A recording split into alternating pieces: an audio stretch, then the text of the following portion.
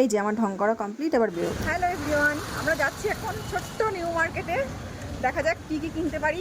এই যে আমরা দুজন মিলেই, বৃষ্টি একটু একটু হচ্ছে, তাও আমাদের ইচ্ছা হলো একটু মার্কেটিং করি, তাই চললাম দুজন মিলে হাঁটতে হাঁটতে। দেখা যাক পরে আবার যা যা কিনবো তোমাদের সঙ্গে শেয়ার করবো।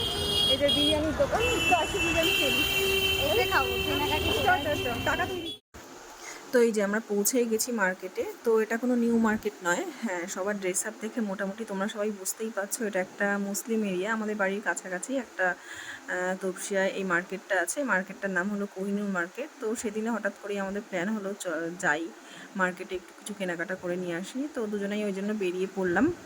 তো সেরকম কিছুই আমার পছন্দ হয়নি, তো ও অনেক কিছুই কেনাকাটা করেছে, আমার কিছুই পছন্দ হয়নি সেরকম। তো এই যে দেখো, ও ফার্স্ট একটা গেঞ্জির দোকানে ঢুকলো, দেখে টেকে ওর পছন্দ হয়নি, ওখান থেকে বেরিয়ে এলাম। তারপরে বাচ্চাদের জামা কাপড়ের দোকানে ঢুকেছিলাম, তো ওখান থেকে ও কার জন্য একটা এই যে এই ড্রেসটা কিনলো।